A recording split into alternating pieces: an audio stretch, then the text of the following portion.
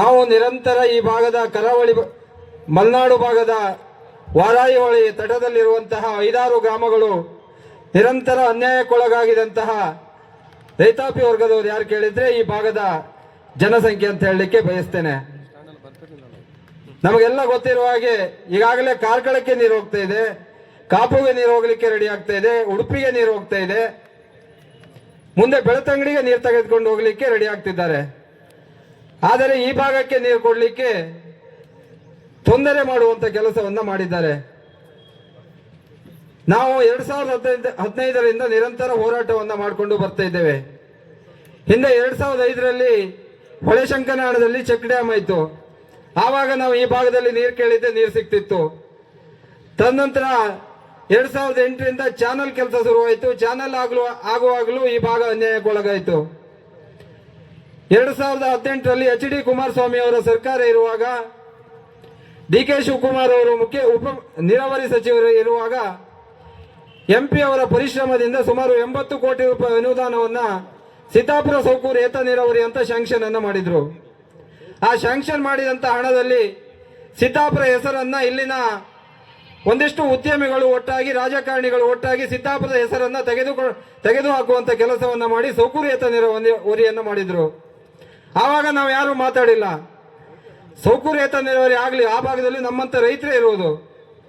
ಸೀತಾಪುರವನ್ನು ಆ ಸಮಯದಲ್ಲೂ ಬಿಟ್ಟು ಬಿಡುವಂತ ಕೆಲಸವಾಯಿತು. ತದನಂತರ ಯಡಿಯೂರಪ್ಪನವರ ಸರ್ಕಾರ ಇದ್ದಿತ್ತು. MP ರಾಘವೇಂದ್ರ ಅವರು MP ಅವರಾಗಿದ್ರು. ನಾವೆಲ್ಲರೂ ಈ ಭಾಗದ ರೈತರು ಮತ್ತೊಮ್ಮೆ ಅವರಿಗೆ ಮನವಿ ಕೊಟ್ಟು 2019ರಲ್ಲಿ 165 ಕೋಟಿಗೆ DPR ಆಯಿತು. 2022ರಲ್ಲಿ ಸುಮಾರು 165 ಕೋಟಿ ರೂಪಾಯಿ ಅನುದಾನವನ್ನು ಕೊಟ್ಟು ಮತ್ತೊಮ್ಮೆ ಸೀತಾಪುರ ಏತ ನೀರಾವರಿಗೆ ಹಣ ಕೊಡುವಂತ ಕೆಲಸವನ್ನ ಮಾಡಿದ್ರು. ಅದನ್ನ 2023ರಲ್ಲಿ ಅನುಮೋದನೆಯನ್ನು ಕೊಟ್ಟು ಟೆಂಡರ್ ಪ್ರಕ್ರಿಯೆ ಸಮೇತ ಮುಗಿತು. ಟೆಂಡರ್ ಪ್ರಕ್ರಿಯೆ ಮುಗಿದ ತಕ್ಷಣ ಕಾಮಗಾರಿ ಚಾಲನೆಯನ್ನ ಮಾಡಿದ್ರು. ನಿಮ್ಗೆಲ್ಲ ಗೊತ್ತಿದೆ. ನಾವು ಕಾಮಗಾರಿ ಚಾಲನೆ ಮಾಡುವಾಗಲೇ ನಾವು ಎಚ್ಚೆತ್ತುಕೊಳ್ಬೇಕಿತ್ತು. ಅರ್ಧದಲ್ಲಿ ಕಾಮಗಾರಿಯನ್ನ ಚಾಲು ಮಾಡಿದ್ರು, ಪೈಪ್ಲೈನ್ ಅನ್ನ ಮಾಡಿದ್ರು. ನಾವು ತದನಂತರ ನಮಗೆ ಕಂಠದಾರಿಗೆ ಮತ್ತು ಇಲಾಖೆ ಇಂಜಿನಿಯರಿಗೆ ಮನವಿಯನ್ನ ಕೊಟ್ಟೆವು. ನೀರಾವರಿ ಇಲಾಖೆ ಹೊಳೆಶಂಕನಾಳ ಡ್ಯಾಮಿನ KNL ಡ್ಯಾಮಿನ ಪಕ್ಕದಲ್ಲಿ ಪಂಪ್ ಹೌಸಿಗೆ DPR ಅನ್ನ ಮಾಡಿದ್ರು. ಆ ಪಂಪ್ ಹೌಸ್ ಕೆಲಸವನ್ನ ಮಾಡಿ ಅಂತ ಹೇಳಿ. ಆಗ ಒಂದು ಸಲ ಇವರು ಅಲ್ಲಿಗೆ JCP ಅನ್ನ ಕಳಿಸಿದ್ರು. ಆವಾಗ ಅಲ್ಲಿನ ಪ್ರೈವೇಟ್ ಲಿಮಿಟೆಡ್ ಕಂಪನಿಯ ಸಿಬ್ಬಂದಿಗಳು ಅಬ್ಜೆಕ್ಷನ್ ಮಾಡುವಂತ ಕೆಲಸವನ್ನ ಮಾಡಿದ್ರು. ತದನಂತರ ನೀರಾವರಿ ಇಲಾಖೆಗೆ ನಾವೊಂದು 25-30 ಜನ ಹೋಗಿ ಮನವಿಯನ್ನ ಕೊಟ್ಟೆವು. ನೀವು ಈ ಕಾಮಗಾರಿಯನ್ನ ಪಂಪ್ ಹೌಸ್ ಅನ್ನ ಚಾಲು ಮಾಡದೇ ಇದ್ರೆ ಮುಂದಿನ ದಿನಗಳಲ್ಲಿ ನಿಮ್ಮ ಇಲಾಖೆಗೆ ಮುತ್ತಿಗೆ ಹಾಕುವಂತ ಕೆಲಸವನ್ನ ಮಾಡ್ತೇವೆ ಅಂತ ಹೇಳಿ. ತದನಂತರ ಅವರು ಕಾನೂನು ಪ್ರಕಾರ KNL ಡ್ಯಾಮಿನ ಬೀಗವನ್ನು ತೆಗೆದುಕೊಂಡು ಕಾಮಗಾರಿಯನ್ನ ಚಾಲು ಮಾಡಿದ್ರು. ಚಾಲು ಮಾಡಿದ ತಕ್ಷಣ ಅಬ್ಜೆಕ್ಷನ್ಗಳನ್ನ ಬಂತು. ನಿನ್ನೆ ನಮ್ಮ ಆತ್ಮೀಯರೊಬ್ರು ಕಾಲ್ ಮಾಡಿದ್ರು, ಯಾರ ಹೆಸರನ್ನ ಹೇಳ್ಬೇಡಿ ಅಂತೇಳಿ. ನಾವು ಅನ್ಯಾಯಕ್ಕೆ ಒಳಗಾದವರ ಹೆಸರನ್ನ ಹೇಳದೆ ನಾವು ಏನನ್ನ ಮಾಡ್ಲಿಕ್ಕೆ ಆಗ್ತದೆ ಹೇಳಿ ಸ್ವಾಮಿ? ಈ ಭಾಗದ ಜನಪ್ರತಿನಿಧಿಗಳಾಗಿ, ಈ ಭಾಗದ ಸಮಾಜ ಸೇವೆಯನ್ನ ಮಾಡಿ, ಈ ಭಾಗದ 16 ವರ್ಷಗಳ ಕಾಲ 40 ವರ್ಷಗಳ ಕಾಲ ರಾಜಕಾರಣವನ್ನು ಮಾಡಿದಂತಹ ಗೋಪಾಲ್ ಪೂಜಾರಿ ಅವರು ಈ ಯೋಜನೆ ತಡೆ ಹಿಡಿಬೇಕಂತ ಸರ್ಕಾರಕ್ಕೆ ಲೆಟರ್ ಅನ್ನ ಕೊಡ್ತಾರೆ ಅಂತ ಹೇಳಿದ್ರೆ ಈ ಭಾಗದವರ ಬಗ್ಗೆ ಕಾಳಜಿ ಇಲ್ಲ ಅವರಿಗೆ? ಹಾಗಾದ್ರೆ ನಿನ್ನೆ ಯಾವುದೋ ಮಾಧ್ಯಮದವರೊಂದಿಗೆ ಮಾತಾಡ್ತಿದ್ದಾರೆ.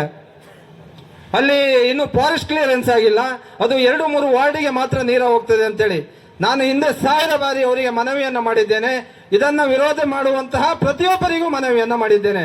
ನೀವು ಈ ಯೋಜನೆಯನ್ನ ನೋಡಿ, ಇಲ್ಲಿ ಏನು ಪ್ರಾಬ್ಲಮ್ ಇದೆ ಅಂತ ನೋಡಿ, ಫಾರೆಸ್ಟ್ ಕ್ಲಿಯರೆನ್ಸ್ ಆಗಿದೆ ಇಲ್ಲಿ ಅಂತ ನೋಡಿ, ಎಷ್ಟು ಗ್ರಾಮಗಳಿಗೆ ನೀರು ಹೋಗ್ತದೆ ಅಂತ ನೋಡಿ ಅಂತೇಳಿ. ನೀವು ಅದನ್ನು ಮಾಡ್ತಾ ಇಲ್ಲ.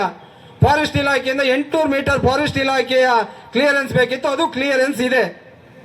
ಸುಮಾರು ಸಿದ್ದಾಪುರ ಜಿಲ್ಲಾ ಪಂಚಾಯತ್ ವ್ಯಾಪ್ತಿಗೆ ಸಂಬಂಧಪಟ್ಟ ಹಾಗೆ 4 ಗ್ರಾಮಗಳಿಗೆ ನೀರು ಹೋಗ್ತದೆ. ಆದ್ರಿಯ ಒಂದು ಭಾಗದ ಮಕ್ಕಿಮನಿ ಮತ್ತು ತಗ್ಗುಂಜಿ ಗ್ರಾಮಕ್ಕೆ ನೀರು ಹೋಗುವುದಿಲ್ಲ. ಅದನ್ನು ಮುಂದಿನ ದಿನಗಳಲ್ಲಿ ಅಲ್ಲೇ ಪೈಪ್ಲೈನ್ ಹೋಗಿದೆ, ಅದನ್ನು ನೀರು ಕೊಡುವಂತ ಕೆಲಸವನ್ನು ನಾವು ಮಾಡ್ತೇವೆ. ಯಾಕಂತ ಹೇಳಿದ್ರೆ ಮೂಲ ಯೋಜನೆ ಆದ್ರೆ ಮತ್ತೆ ಇಂಜಿನಿಯರ್ ನೀರು ಕೊಡದೆ ಮತ್ತೆ ಹೋಗ್ತಾರೆ. ನೀರನ್ನು ಕೊಟ್ಟೇ ಕೊಡ್ಬೇಕು ಅವರು.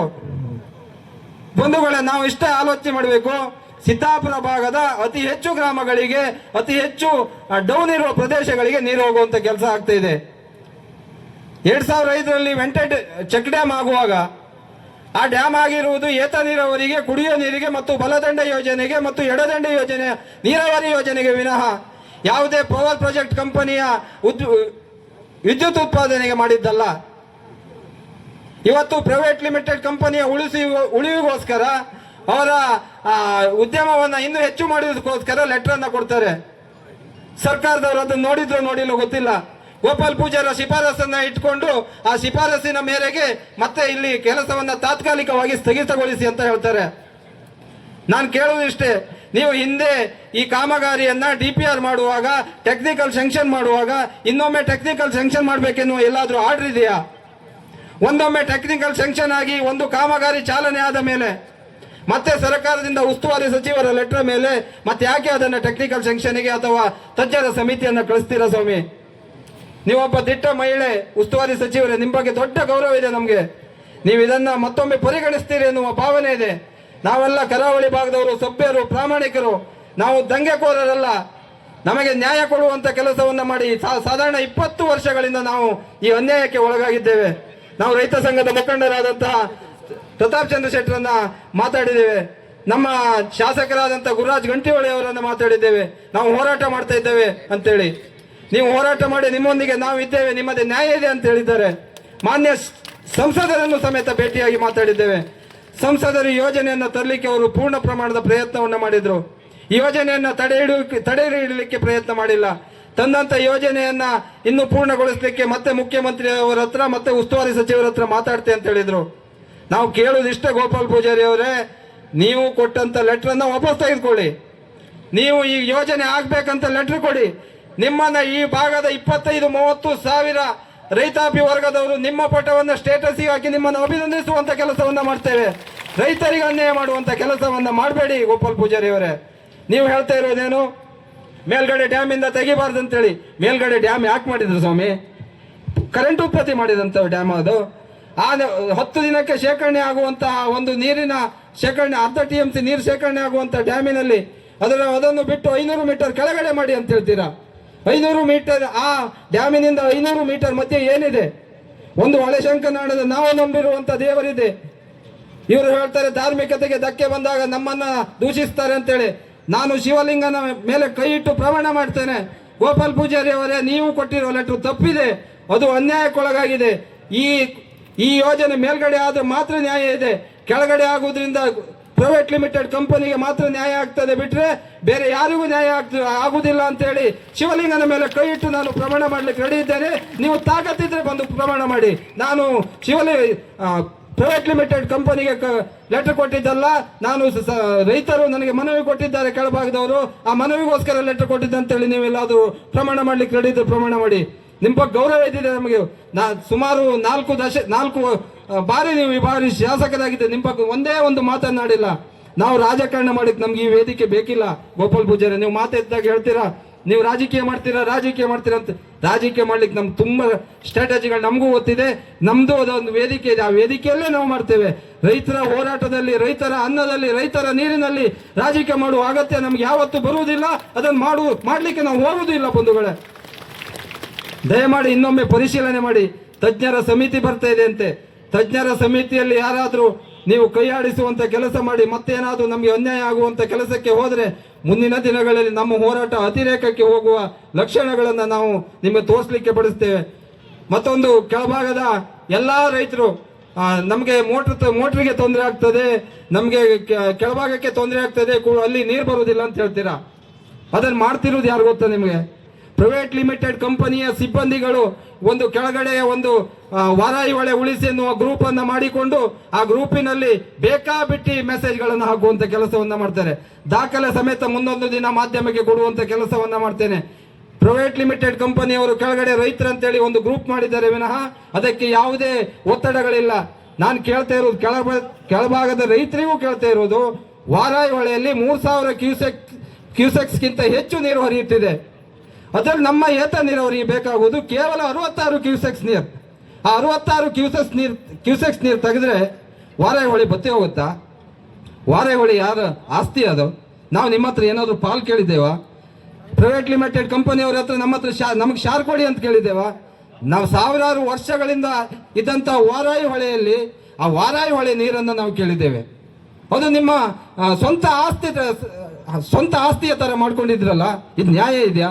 ಇದು ರಾಜ್ಯಕ್ಕೆ ಮಾಡುವಂತ ಅನ್ಯಾಯ. ನೀವೊಬ್ಬ ಒಳ್ಳೆ ಉದ್ಯಮಿ, ನಿಮ್ಮ ಹೆಸರು ಹೇಳಲಿಕ್ಕೆ ಹೋಗುವುದಿಲ್ಲ ನಾನು. ನಿಮ್ಮ ಉದ್ಯಮವನ್ನು ಒಳ್ಳೆತನಕ್ಕೆ ಬಳಸಿ. ಇಂಥ ರೈತರಿಗೆ ಅನ್ಯಾಯ ಮಾಡುವಂತ ಕೆಲಸವನ್ನ ಮಾಡಬೇಡಿ. ಸಿದ್ದಾಪುರ ಭಾಗದಲ್ಲಿ 2005ರಲ್ಲಿ ಸರ್ಕಾರದಿಂದ ಡ್ಯಾಮ್ ಆಗುವಾಗ ನೀವು ಆ ಕಾಂಟ್ರಾಕ್ಟ್ ಅನ್ನು ಹಿಡಿದಿದ್ರಿ. ಈ ಭಾಗದ ಜನರು ನಿಮ್ಮನ್ನ ದೇವರು ತರ ನೋಡಿದ್ದಾರೆ. ಅಂತ ದೇವರು ತರ ನೋಡಿದಂತ ಜನರ ಬಟ್ಲಿಗೆ ಕಲ್ಲು ಹಾಕುವಂತ ಕೆಲಸವನ್ನ ನೀವು ಮಾಡ್ತಾ ಇದ್ರಿ. ಗೋಪಾಲ್ ಪೂಜಾರನ್ನ ಸೇರಿಕೊಂಡು ಆ ಕೆಲಸವನ್ನ ಮಾಡಬೇಡಿ ದಯಮಾಡಿ. ನಾವು ಬೇರೆ ಏನು ಕೇಳ್ತಾ ಇಲ್ಲ ನಿಮ್ಮ ಹತ್ರ. ನೀವು ಕರೆಂಟ್ ಉತ್ಪತ್ತಿ ಮಾಡ್ತಿರೋ, ಮತ್ತೊಂದು ಮಾಡ್ತಿರೋ, ಮಗದೊಂದು ಮಾಡ್ತಿರೋ, ನಿಮ್ಗೆ ಎಡ್ದಷ್ಟು ಮಾಡ್ಕೊಳ್ಳಿ. ನಮ್ಗೆ 60 ಕ್ಯೂಸೆಕ್ಸ್ ನೀರನ್ನ ಈ ಭಾಗ ಕೊಡಿ. ನಾವು ಬೇರೆ ಏನು ಕೇಳ್ತಾ ಇಲ್ಲ, ರಾಜಕಾರಣ ಮಾಡ್ತಾ ಇಲ್ಲ. ಗೋಪಾಲ್ ಪೂಜಾರಿ ಅವರೇ, ಪ್ರಮಾಣ ಮಾಡ್ತಾ ಇದ್ದೇನೆ, ರಾಜಕಾರಣವನ್ನ ಮಾಡ್ತಾ ಇಲ್ಲ. ನ್ಯಾಯಯುತವಾಗಿ ನೀರನ್ನ ಕೇಳ್ತಾ ಇದ್ದೇವೆ. ನೀರನ್ನ ಕೊಡ್ಲಿಕ್ಕೆ ನೀವು ಅಡ್ಡಾಕ್ಬೇಡಿ. ನಿಮ್ಗೆ ಮನಸ್ಸಿದ್ರೆ, ಈ ಭಾಗದ ಜನರ ಬಗ್ಗೆ ಕಾಳಜಿ ಇದ್ರೆ ನೀವು ಸರ್ಕಾರಕ್ಕೆ ಮತ್ತೊಂದು ಲೆಟರ್ ಕೊಡಿ. ಆ ನೀರಾವರಿ ಯೋಜನೆ ಆಗಬೇಕು, ಅಲ್ಲಿನ ರೈತರು ಕೇಳುವುದು ನ್ಯಾಯ ಇದೆ ಅಂತೇಳಿ ಮುಂದಿನ ದಿನಗಳಲ್ಲಿ ಎಲ್ಲರೂ ಒಟ್ಟಾಗಿ ಮತ್ತೊಮ್ಮೆ ಈ ಹೋರಾಟದ ರೂಪವನ್ನು ದೊಡ್ಡ ಮಟ್ಟಿಗೆ ತೆಗೆದುಕೊಂಡು ಹೋಗುವ. ಒಂದು ವೇಳೆ ಯೋಜನೆ ಎಲ್ಲಾದರೂ ಕುಂಠಿತವಾದ್ರೆ ಈ ಭಾಗದ ರೈತ ಪ್ರತಾಪ್ ಶೆಟ್ರೆ ಮತ್ತು ಗುರುರಾಜ್ ಗಂಟಿಹೊಳಿ ಅವರೇ, ನಾವು ಸುಮ್ಮನೆ ಕೂತ್ಕೊಳ್ಳುವುದಿಲ್ಲ. ನಮ್ಮ ನಾಯಕತ್ವವನ್ನು ನೀವಿಬ್ರು ವಹಿಸ್ಕೊಳ್ಬೇಕು. ನಿಮ್ಮೊಂದಿಗೆ ಈ ಭಾಗದ ಅಷ್ಟು ಜನ ರೈತರು ನಿಮ್ಮೊಂದಿಗೆ ಇರ್ತೇವೆ ಅಂತ ಹೇಳ್ತಾ ನಾನು ಒಂದೆರಡು ಮಾತನ್ನು ಮುಗಿಸ್ತೇನೆ. ಜೈ ಹಿಂದ್.